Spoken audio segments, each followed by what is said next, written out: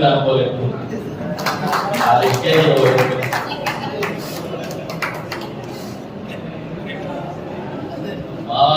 మా భౌతిక గారికి తిప్పుకుంది కానీ దానికి ఎక్కలేదు.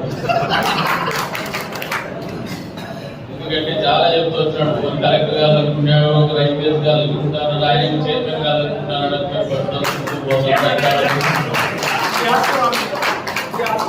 లెక్క కరెక్ట్. పవన్ కళ్యాణ్ గారిని చూసి నేర్చుకోవాల్సింది అది ఏమంటే, ఇందాక కుర్రాడు చెప్పినాడు, రాళ్ళ దెబ్బలకి, తూటాల దెబ్బలకి, మాటల దెబ్బలకి, తూటాల మాటలకి అన్నిటి కూడా ఓడ్చుకొని ముందుకు వచ్చి రోజున తరుణదాన్ని నిరూపించుకునేటువంటి పరిస్థితులు కల్పించుకుని ఈ రాష్ట్రంలో ప్రజలు అశాంతితో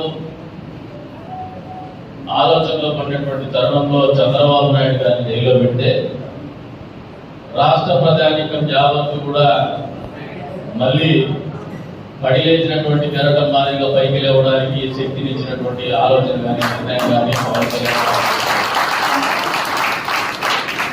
జైల్లో ఉన్నటువంటి వ్యక్తి మా నాయకుని పరామర్శించి బయటకు వస్తూనే కలిసి పనిచేయాలని ఒక నిర్ణయం తీసుకుందామని ఒక సంక్షోభ సమయంలో నిర్ణయం తీసుకునేటువంటి వ్యక్తిత్వము, విలక్షణమైనటువంటి వ్యక్తిత్వము తిప్పుకుంది. దాని వల్ల ఎక్కువ దానికి అదే ఒక ఉదాహరణ.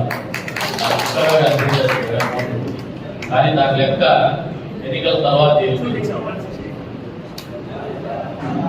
ప్రత్యేకించి పిల్లలే కూడా బాగా పవన్ కళ్యాణ్ గారు మీకు కూడా ఒక తిప్పు దాని లెక్క రెడీగా చేసుకోమని చెప్పేసి వాడుతా ఉంటాను.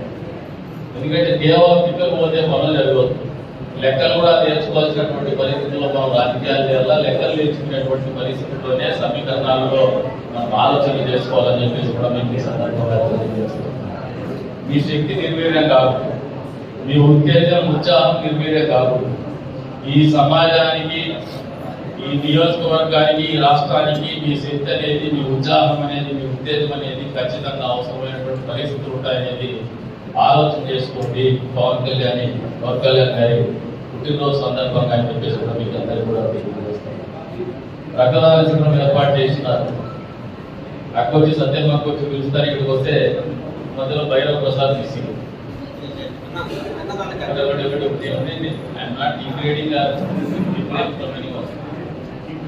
ఆ ఉద్దేశం అది కాదు.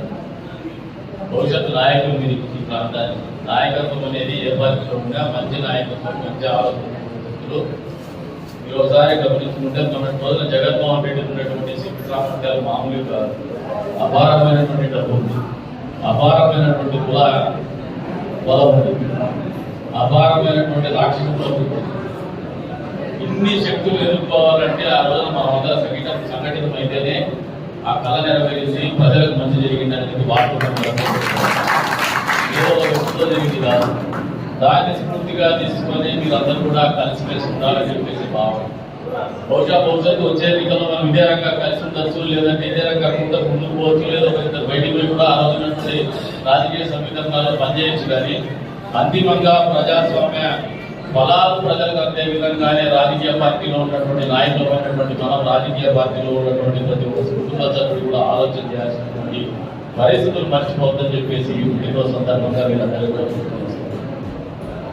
వీళ్ళందరూ నాయకులు కలిసికట్టుగా ఉంటేనే దాని ఫలితాలు కానీ, ఆ పార్టీ యొక్క అందం కానీ, ఆ పార్టీ యొక్క గొప్పతనం కానీ, లేదంటే ఆ పార్టీ సిద్ధాంతం కానీ అందరూ తీసుకుపోయినటువంటి వారు అవుతారని చెప్పేసి కూడా నిరుపేద నుంచి అనుభవం ఉన్నటువంటి. ఎందుకంటే మాతో కూడా డిఫర్ అయ్యచ్చు. అది ఒకసారి క్వశ్చన్ ఉండదు, ప్రశ్నాత్మకంగానే ఉంటుంది. ఐడియాలజీ పరంగా మనం శైలి అయ్యేటప్పుడు డిఫర్ కావడం అనేది కలుపుకోవాల్సినటువంటి బాధ్యత నాయకుల మీద.